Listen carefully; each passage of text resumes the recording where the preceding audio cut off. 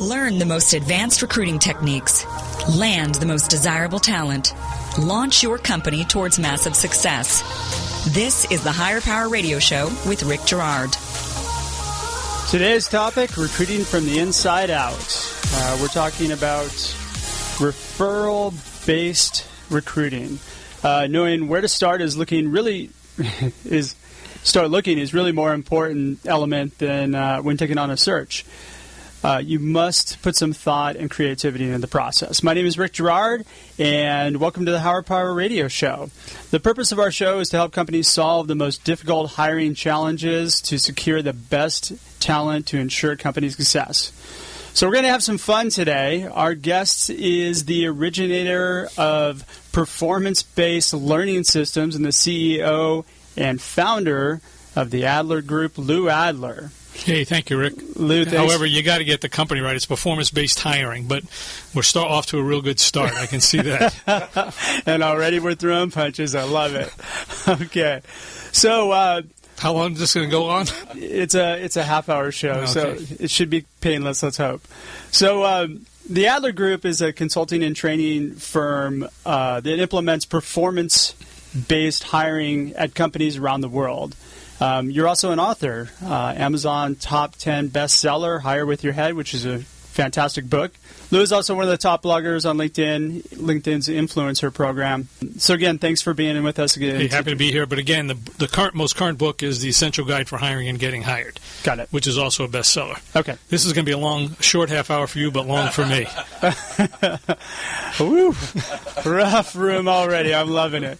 Okay, so we met for lunch a few days back, and we had a great discussion about the power of kind of recruiting through referrals within your network. So let's explain to the audience what that means. You know, what referral-based kind of recruiting is. Well, the basic concept is that you can find anybody in the world with 1 degree of separation. So I would prefer to find someone who knows the right candidate rather than looking for the right candidate and hope I can connect with that person. Sure. So when I take an assignment, I always ask the hiring manager 3 questions. Well, first question is, what does this person need to do, which is the work?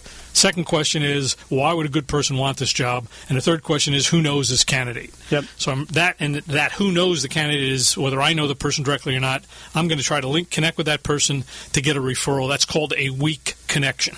Got it. And so when you're working through that connection, are you primarily working through people that you've worked through in your network before, or are you using the power of LinkedIn, or kind of where? In the olden days, when I was recruiting full-time, it was a network that I had already developed. Sure. But nowadays, you can build a network just in time. Sure. So the idea is, who does this person typically work with to get the referral? For example, if you're looking for an accounting person, controller, they work with CPA firms. So you can call someone in that industry, in that office, who would know that person. Sure. If you're looking for salespeople, you might want to talk to who would that person be selling to, and can you get a referral from that customer? So that's how the concept basically works. Yeah, absolutely. And I think you told me a story a couple days ago about how the Black & Decker story, about how you had a search that was kind of a tough one, and you were able to kind of get through buyers. Yeah, well, I knew that the product I had was, I was looking for a national sales manager, selling to the big hardware stores, at the time, Target, Sears, Kmart, Home Depot, Lowe's. So the idea was, it was do-it-yourself power tools. So I said, well, who buys do-it-yourself power tools? So at the time, LinkedIn wasn't there. I called up Home Depot. I said, who's the buyer? And they told me, and I talked to the guy, and he gave me a referral. A great guy now, it took me a couple of days to do it. I had to convince him, and I explained it to him, and it worked out. We became, I wouldn't say friends, but certainly business associates, and he was very... he said, this is a great guy. I don't know if you can recruit him or not, but leave my name out of it, and I got the guy's name. Absolutely. Okay. So, what impact can a company, would this actually have on a company as far as focusing in on a referral-based network as opposed to casting a wide net? Okay, so I did a webcast last week, or it was actually a training session. We have performance-based hiring training. We offer it online. We offer it self-paced. This was an online class. And I just asked people, and there was about 20 or 25 recruiters on the call, and I said, what's the source of your best candidates? And they all said referrals. Sure. At least those who are doing, if you're doing high volume, it probably wouldn't be that. But if you're looking for 3 to 6 or a dozen referrals are a great way to get them. Then I said, well, how much time do you spend getting those referrals? And while 75 to 80% of the best people were referrals, people only spend 10 to 20% getting referrals. I said, that doesn't make a lot of sense. No. So the impact of that, the value of that is, number one, you have to redisposition your time to a more effective place. I say fish in the right pond where the big fish hang out. So not only do you get more high-quality referrals, it's more efficient because you don't have to present as many good candidates to get the referral. They all call you back if you mention the referrer's name. You wouldn't call them if they weren't any good, so they weren't pre-qualified. So it's not only efficient, but you raise the talent bar and the quality higher, and you don't have to send as many candidates out. So to me, it's a multiple-level win. Absolutely. And so with a company that doesn't actually have a recruiting program in place, maybe a CEO that's starting to look for people, they often overlook that. They'll place an ad or something to that effect, right? So many of them do, but not all of them do. So I can give you another story if you want. Yeah, absolutely. Okay, so about 3 weeks ago, a president of a company called. It was a fellow I worked with in Europe. He moved his whole business over here to the United States, starting a new business, needed a CEO. In this case, he actually bought LinkedIn Recruiter. This is the CEO. He said, I'm just going to get referrals. I don't want to use a search firm. Sure. So he went out and he looked for people. He had a couple of names from his board that were referred to him. So he actually proactively searched for candidates on LinkedIn, found a few, and I found a few, and we're now interviewing 3 or 4 that look like finalists. So awesome. And he's got you running the process for him? I am interviewing all the candidates, which Excellent. is what I do. So, and I've got a few leads for him. Excellent. Okay. So we're talking to Lou Adler, CEO of Adler Group, and we're talking about the power of referral-based recruiting initiative. We need to take a quick break, but when we come back, we're going to talk about how to gain more referrals through your recruiting efforts.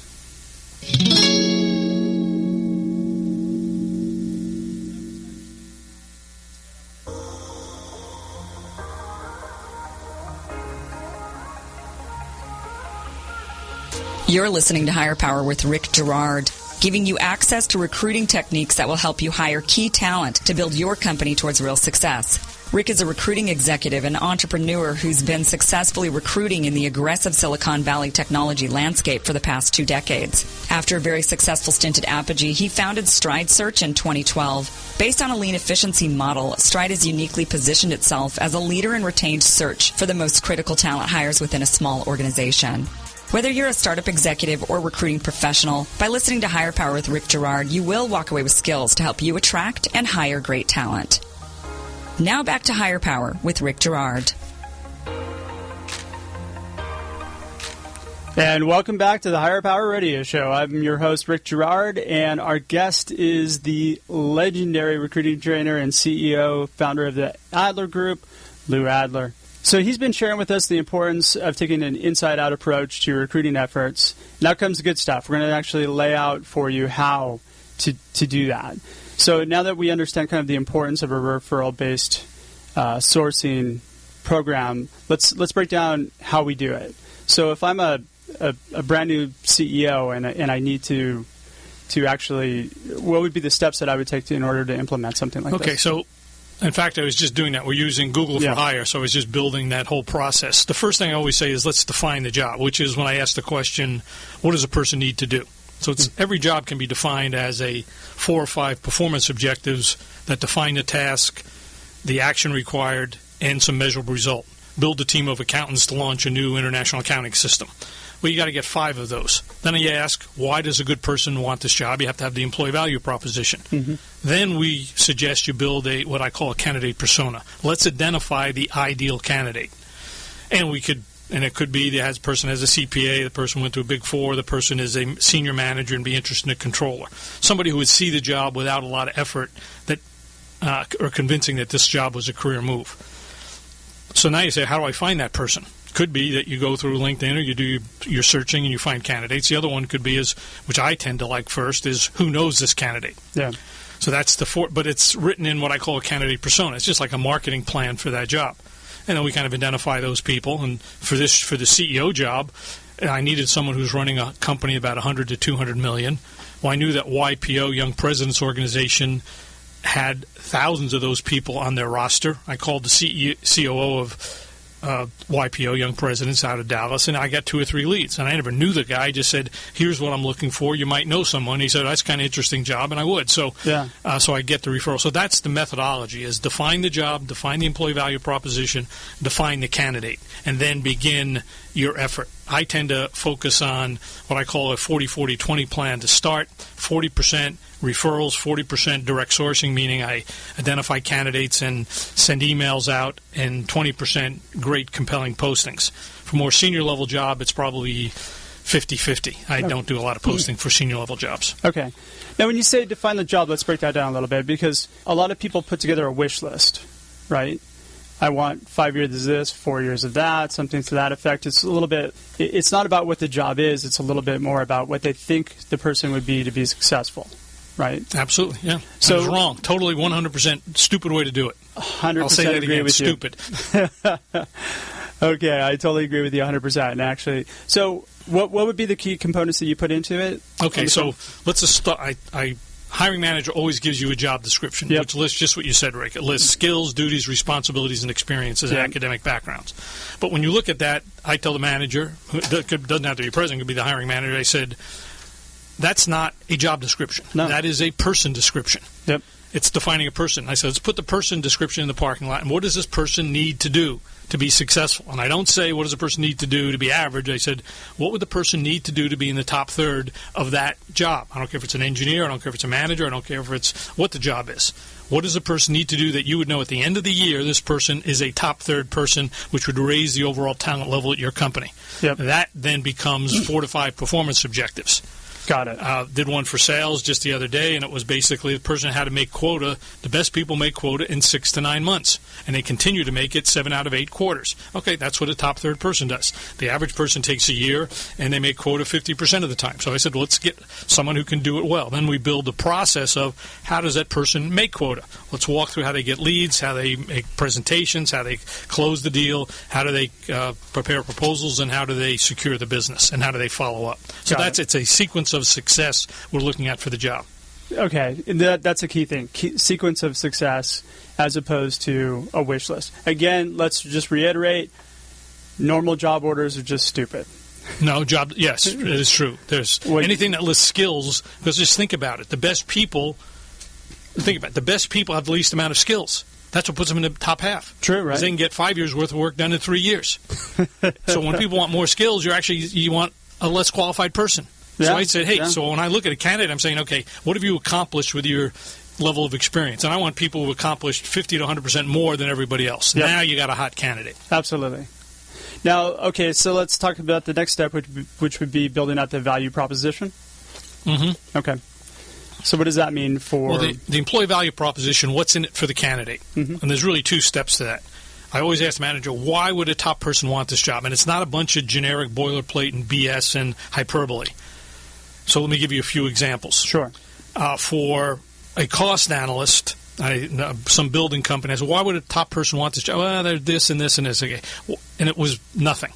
I said, is this job important to your company? They said yes. I said, why is it important to your company?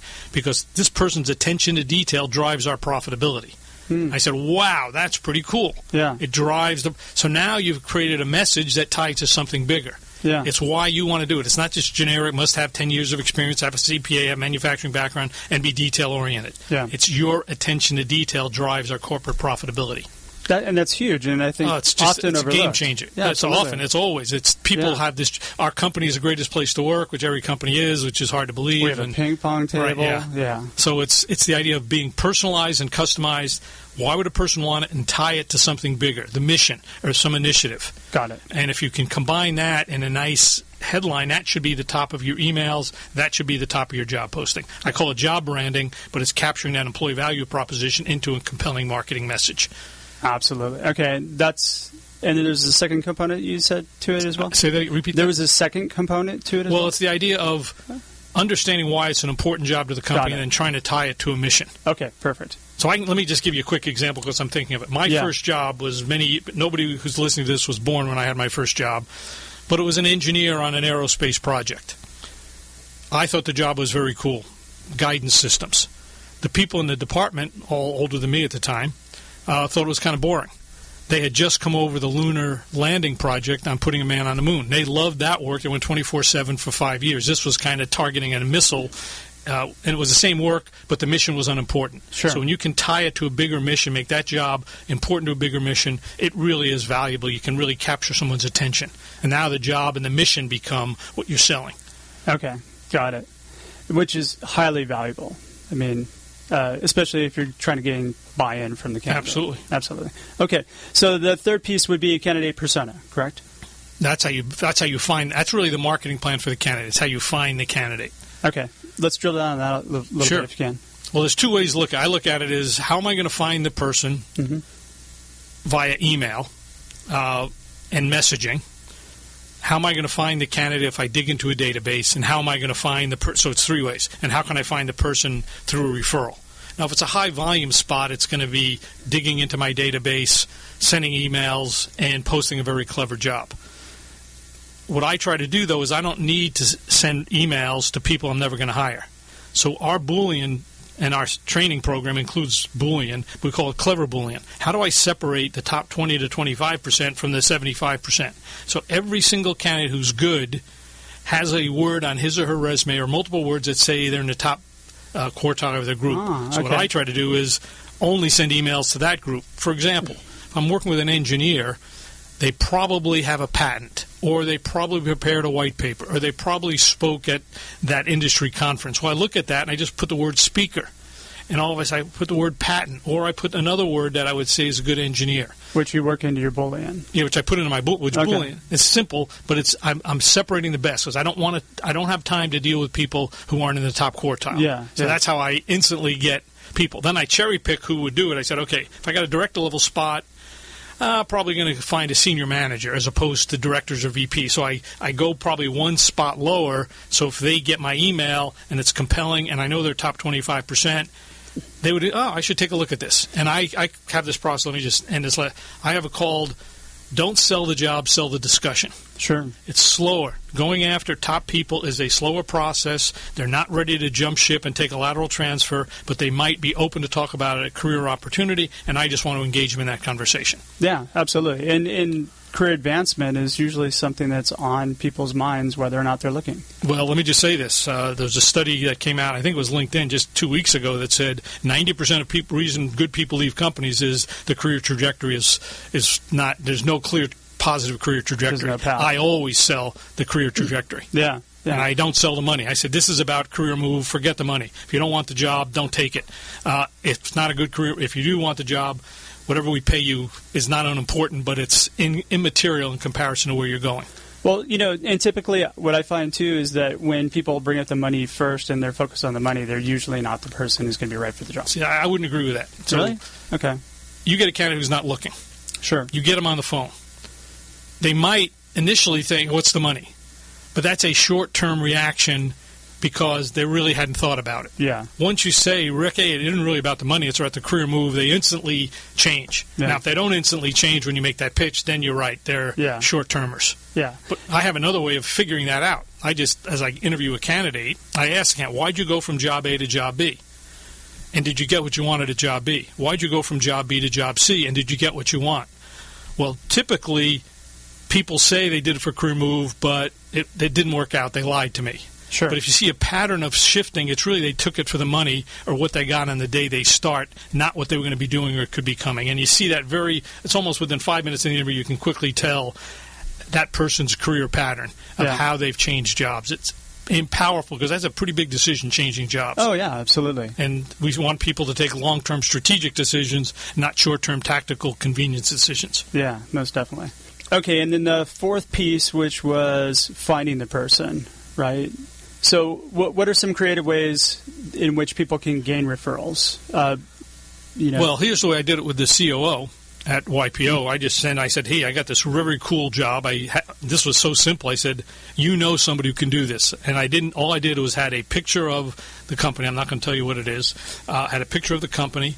It was helping kids develop themselves and become better people. Mm-hmm. So it was very compelling. I said, I need a CEO. Somebody in your firm does it. He calls me back instantly. He says, I think I do know somebody for this. Yeah. So it's always a compelling message. Sure. With the national sales manager, Home Depot. I said, I got a product. I got somebody who's going to come to your office 6 weeks from now and present you a line of do-it-yourself power tools that will double the battery life of everything else on your store. What I'm looking for is a national sales manager that you can trust, and I know you know somebody. He said, you don't need a national sales manager. Tell the president to call me. I'll buy it tomorrow if it's true. Literally, I said, I'm a recruiter. I'm not going to do that. But then a couple days later, he called me and said, here's a guy for you. Yeah. So the thing is, you do have to be creative and compelling to get the referral if you don't know him. And those both are really creative ideas. I mean, if you think you about it. I mean, to go to the buyer is creative. I mean, it's brilliant, actually. But I also had to get – I thought it was pretty obvious. I've called up project managers on Scrum teams. I've called accountants to get at CPA to get controllers. I've called lawyers to get business development people. So to me, it's just it's what you should do. Yeah. Now, what I think that a lot of companies and recruiters forget to do is looking for a coworker at their own company. So if you've got a company of a couple thousand people, nobody knows more than 150. Okay, I need an engineer to do this. Well, who works with engineers?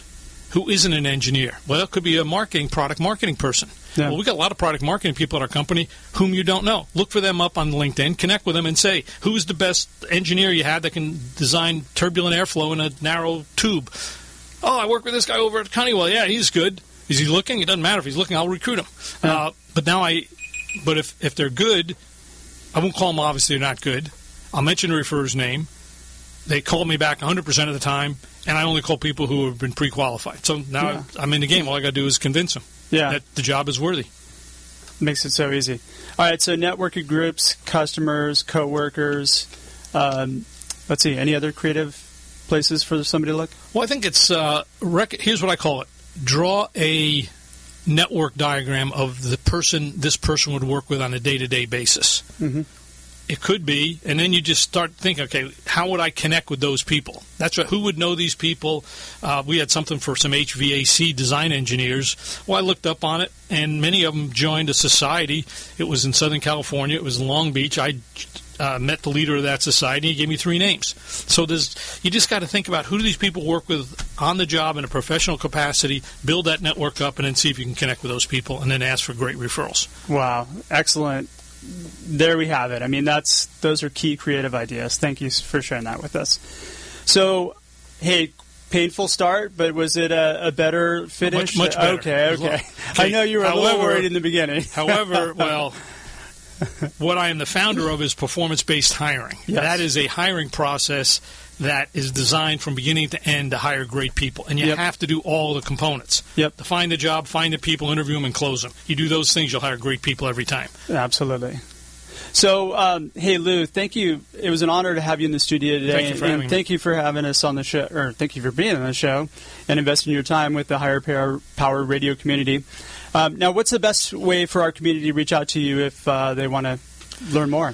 Yeah, well, they could certainly search on performancebasedhiring.com and you'd get to our website, or info@performancebasedhiring.com, and we have me and everybody looking at those emails, so we'd love to get them. And happy to give you a demo of all our training programs and our methodologies.